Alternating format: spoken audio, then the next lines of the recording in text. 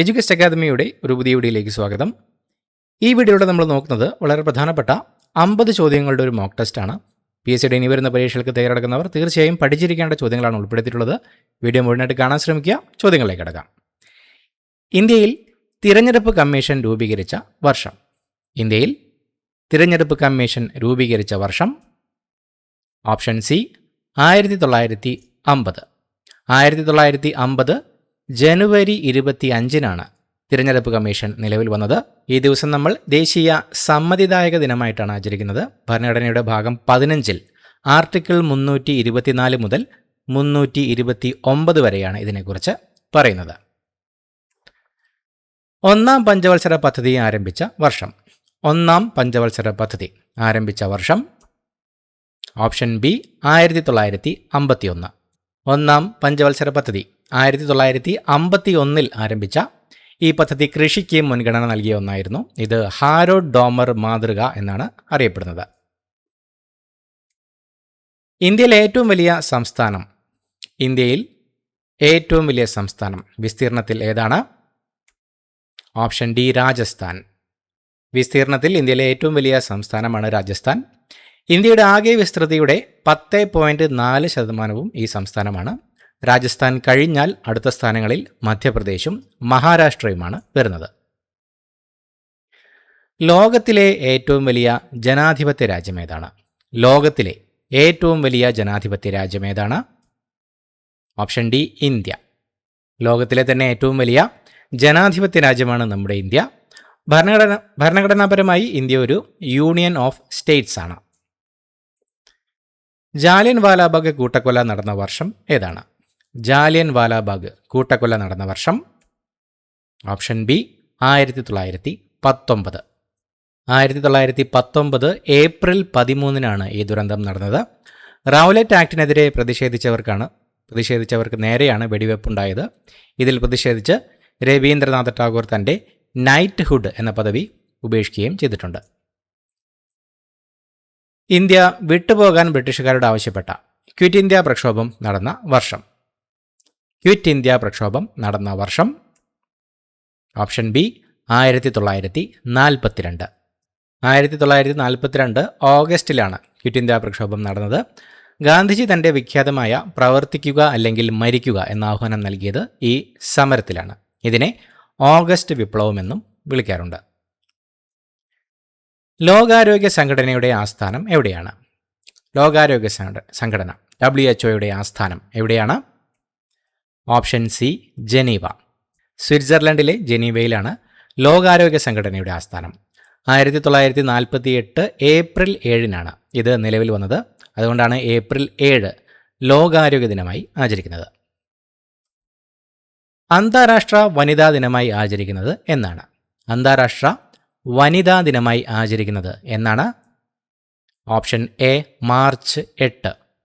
March 8-നാണ് അന്താരാഷ്ട്ര വനിതാ ദിനമായി ആചരിക്കുന്നത്. അതിർത്തി ഗാന്ധി എന്നറിയപ്പെടുന്നത് ആരാണ്? അതിർത്തി ഗാന്ധി എന്ന പേരിൽ അറിയപ്പെടുന്നത്? Option B Khan Abdul Ghaffar Khan. ഖാൻ അബ്ദുൽ ഗാഫർ ഖാൻ. ഇദ്ദേഹത്തെയാണ് നമ്മൾ അതിർത്തി ഗാന്ധി അല്ലെങ്കിൽ ബാദ്ഷാ ഖാൻ എന്നെല്ലാം വിളിക്കുന്നത്. ഇദ്ദേഹം രൂപീകരിച്ച സന്നദ്ധ സംഘടനയാണ് ഖുദായ് ഖിദ്മത്കാർ, ചുവന്ന കുപ്പായക്കാർ, റെഡ് ഷർട്ട്സ്. സ്വരാജ് എൻ്റെ ജന്മാവകാശമാണ്, ഞാനത് നേടുക തന്നെ ചെയ്യും എന്ന് പ്രഖ്യാപിച്ചത് ആരാണ്? സ്വരാജ് എൻ്റെ ജന്മാവകാശമാണ്, ഞാനത് നേടുക തന്നെ ചെയ്യും എന്ന് പ്രഖ്യാപിച്ചത്? Option C Balagangadhara Tilak. ബാലഗംഗാധര തിലകൻ. ഇദ്ദേഹത്തെ ഇന്ത്യൻ അസ്വസ്ഥതയുടെ പിതാവ് എന്ന് വാലന്റൈൻ സിറോൾ വിശേഷിപ്പിച്ചിട്ടുണ്ട്. കേസരി, മറാത്ത എന്നിവ ഇദ്ദേഹത്തിൻ്റെ പത്രങ്ങളാണ്. ഇദ്ദേഹത്തെ ലോക്മാന്യ എന്നും വിളിക്കാറുണ്ട്. അടുത്ത ചോദ്യം, കേരളത്തിലെ ആദ്യത്തെ പത്രം ഏത്? കേരളത്തിലെ ആദ്യത്തെ പത്രം? Option D രാജസമാചാരം. രാജസമാചാരം കേരളത്തിലെ ആദ്യത്തെ പത്രമാണിത്. തലശ്ശേരിയിൽ നിന്നുമായിരുന്നു ഹെർമൻ ഗുണ്ടർട്ട് ഇത് പ്രസിദ്ധീകരിച്ചത്. ക്രിസ്തുമത പ്രചാരണമായിരുന്നു ഇതിൻ്റെ പ്രധാന ലക്ഷ്യം. സാധുജന പരിപാലന സംഘം രൂപീകരിച്ച സാമൂഹ്യ പരിഷ്കർത്താവ്. സാധുജന പരിപാലന സംഘം രൂപീകരിച്ച സാമൂഹ്യ പരിഷ്കർത്താവ്? Option B Ayyankali. മഹാത്മാഗാന്ധി പുലയരാജ എന്ന് വിശേഷിപ്പിച്ചത് അയ്യങ്കാളിയാണ്. വില്ലുവണ്ടി സമരം, കല്ലുമാല സമരം എന്നിവ ഇദ്ദേഹത്തിൻ്റെ നേതൃത്വത്തിൽ നടന്ന പ്രധാന പോരാട്ടങ്ങളാണ്.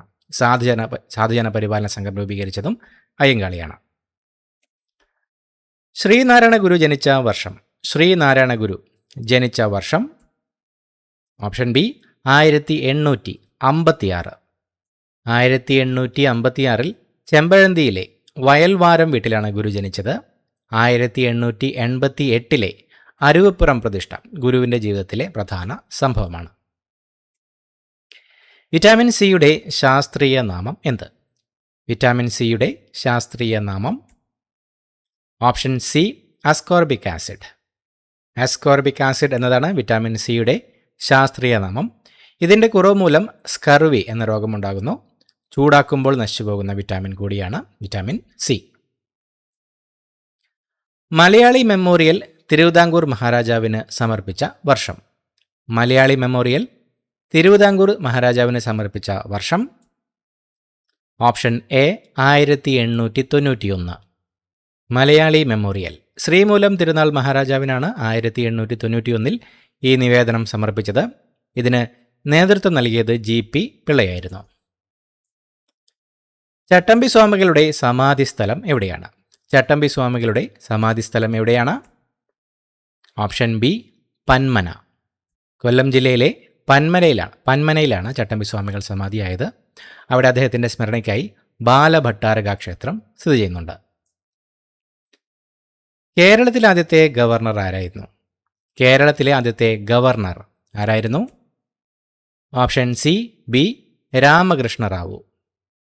ഐക്യ കേരളം രൂപീകൃതമായപ്പോൾ നിലവിൽ വന്ന ആദ്യത്തെ ഗവർണറാണ് ബി രാമകൃഷ്ണ റാവു.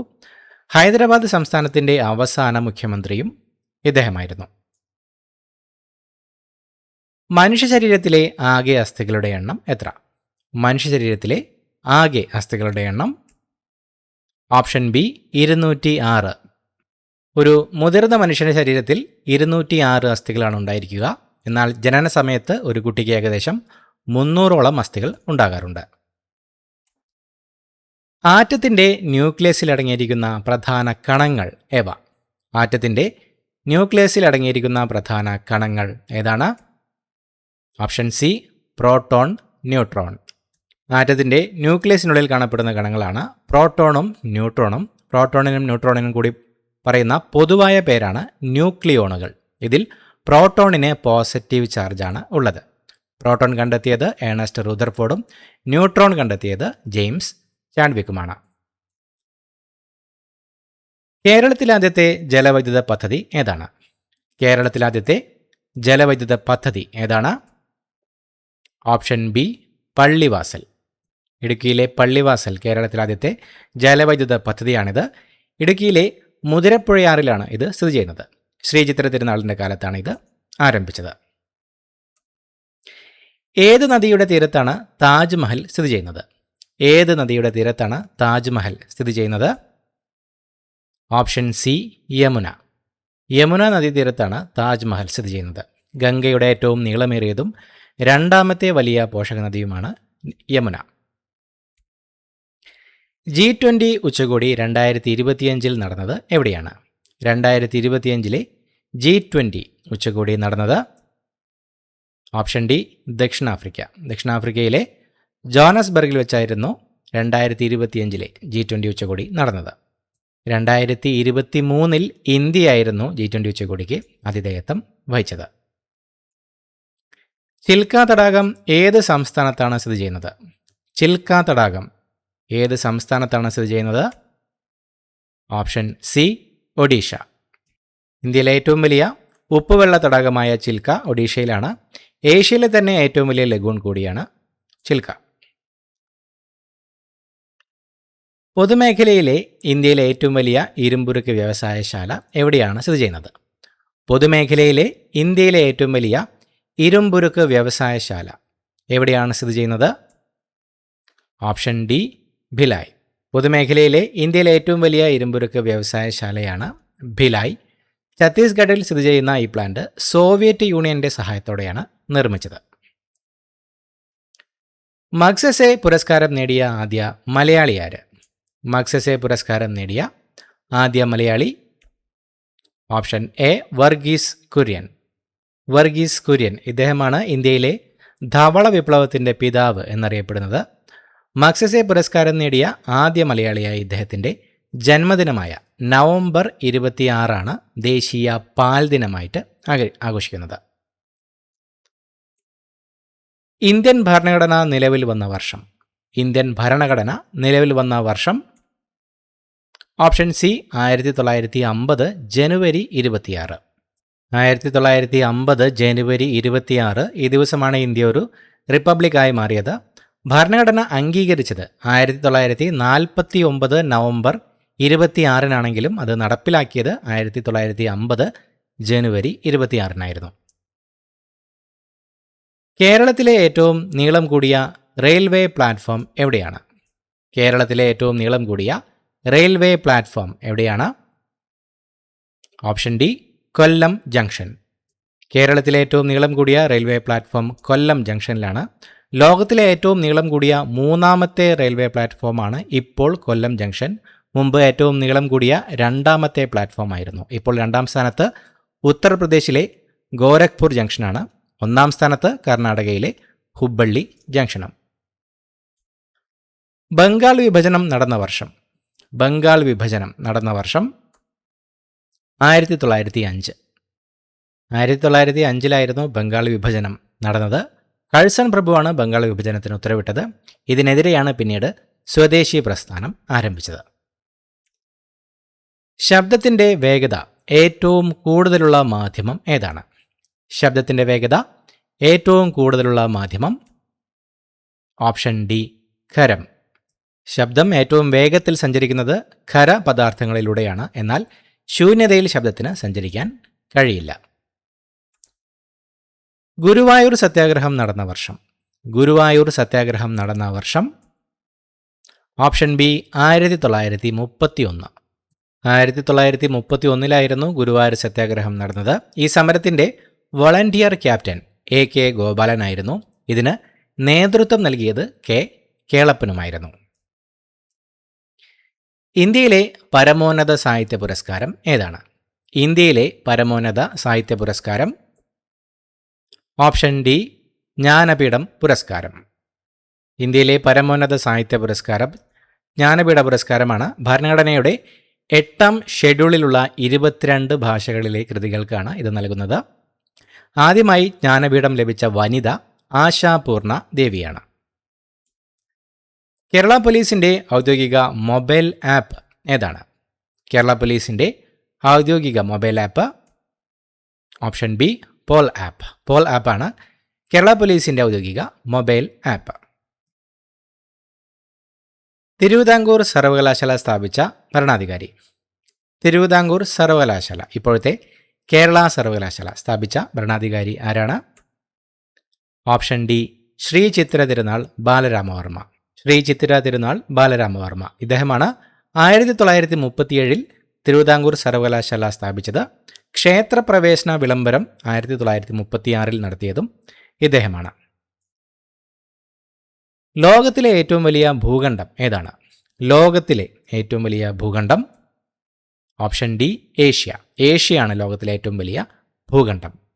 വിസ്തീർണത്തിലും ജനസംഖ്യയിലും ലോകത്തിലെ ഏറ്റവും വലിയ ഭൂഖണ്ഡമാണ് ഏഷ്യ. ലോകത്തിലെ ഏറ്റവും ഉയർന്ന കൊടുമുടിയായ എവറസ്റ്റ് ഏഷ്യയിലാണ്.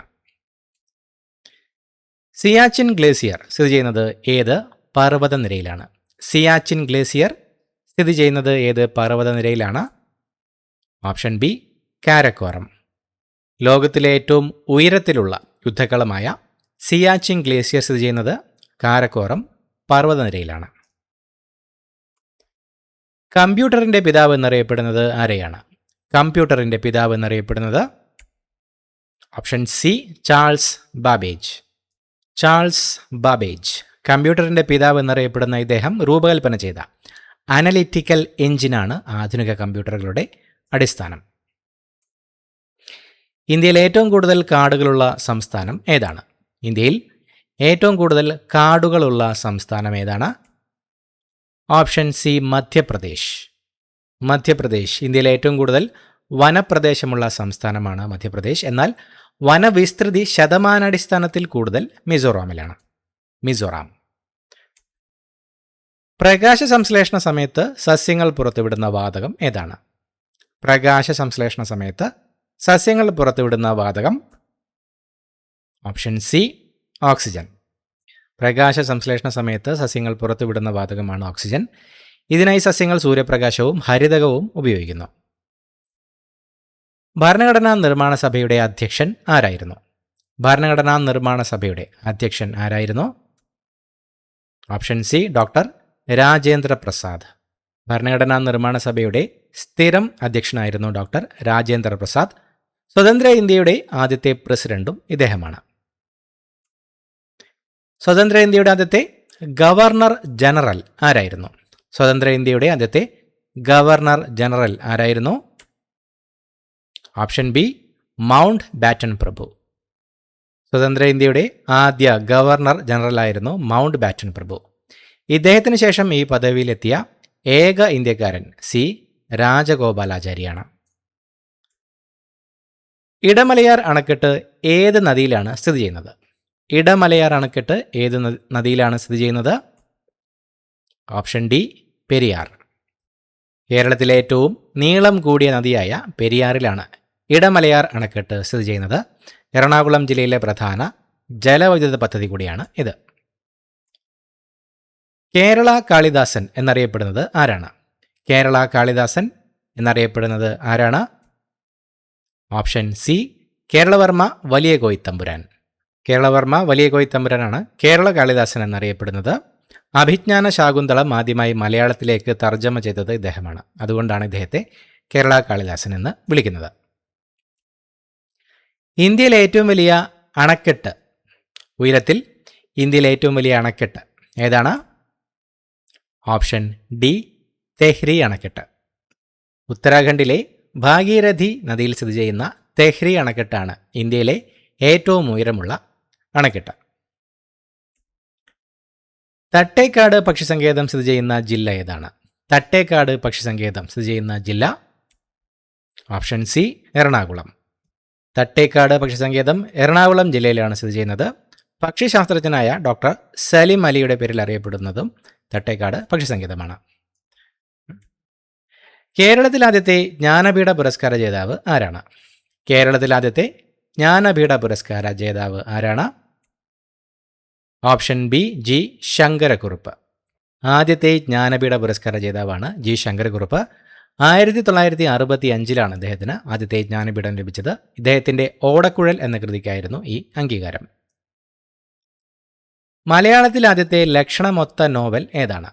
മലയാളത്തിൽ ആദ്യത്തെ ലക്ഷണമൊത്ത നോവൽ ഏതാണ്? Option B Indulekha. ഇന്ദുലേഖ. ചന്തുമേനോൻ രചിച്ച ഈ നോവൽ മലയാളത്തിൽ ആദ്യത്തെ സാമൂഹ്യ നോവലായി കരുതപ്പെടുന്നു. ഇതിനു മുൻപ് കുന്തലത പുറത്തിറങ്ങിയെങ്കിലും ലക്ഷണമൊത്ത നോവലായി പരിഗണിക്കുന്നത് ഇന്ദുലേഖയാണ്. ഒന്നാം സ്വാതന്ത്ര്യ സമരം ശിപ്പായി ലഹള നടന്ന വർഷം? ഒന്നാം സ്വാതന്ത്ര്യ സമരം നടന്ന വർഷം ഓപ്ഷൻ ബി 1857. ശിപ്പായി ലഹള അല്ലെങ്കിൽ ഒന്നാം സ്വാതന്ത്ര്യ സമരം നടന്ന വർഷം 1857 മീററ്റിലാണ് ഇത് തുടങ്ങിയത്. സമരത്തിൻ്റെ ആദ്യ രക്തസാക്ഷിയായി മംഗൾ പാണ്ഡെയാണ് കണക്കാക്കുന്നത്. വള്ളത്തോൾ നാരായണമേനോൻ ജനിച്ച സ്ഥലം ഏതാണ്? വള്ളത്തോൾ നാരായണമേനോൻ ജനിച്ച സ്ഥലം ചേന്നര. മലപ്പുറത്തെ ചേന്നരയിലാണ് വള്ളത്തോൾ നാരായണമേനോൻ ജനിച്ചത്. അദ്ദേഹമാണ് കേരള കലാമണ്ഡലം സ്ഥാപിച്ചത്. കേരളത്തിൽ ഏറ്റവും കൂടുതൽ മഴ ലഭിക്കുന്ന സ്ഥലങ്ങളിൽ ഒന്നായ നേര്യമംഗലം ഏത് ജില്ലയിലാണ്? കേരളത്തിൽ ഏറ്റവും കൂടുതൽ മഴ ലഭിക്കുന്ന സ്ഥലങ്ങളിൽ ഒന്നായ നേര്യമംഗലം ഏത് ജില്ലയിലാണ്? Option D Ernakulam. കേരളത്തിൽ ഏറ്റവും കൂടുതൽ മഴ ലഭിക്കുന്ന സ്ഥലങ്ങളിൽ ഒന്നായ നേര്യമംഗലം എറണാകുളം ജില്ലയിലാണ് സ്ഥിതി ചെയ്യുന്നത്. ഗഗൻയാൻ ദൗത്യത്തിനായി ISRO തിരഞ്ഞെടുത്ത ഇന്ത്യൻ ബഹിരാകാശ യാത്രികരുടെ എണ്ണം എത്രയാണ്? ഗഗൻയാൻ ദൗത്യത്തിനായി ISRO തിരഞ്ഞെടുത്ത ഇന്ത്യൻ ബഹിരാകാശ യാത്രികരുടെ എണ്ണം ഓപ്ഷൻ സി 4. ഗഗൻയാൻ ദൗത്യത്തിനായി ISRO തിരഞ്ഞെടുത്തത് 4 ഇന്ത്യൻ ബഹിരാകാശ യാത്രികരാണ്. ഇതിനായി തിരഞ്ഞെടുത്ത 4 പേരിൽ പ്രശാന്ത് ബാലകൃഷ്ണൻ നായർ എന്ന മലയാളിയും ഉൾപ്പെടുന്നുണ്ട്. ഇത്രയുമാണ് ചോദ്യങ്ങൾ. പുതിയൊരു വീഡിയോയുമായിട്ട് വീണ്ടും കാണാം. Thank you so much for watching. Have A nice day.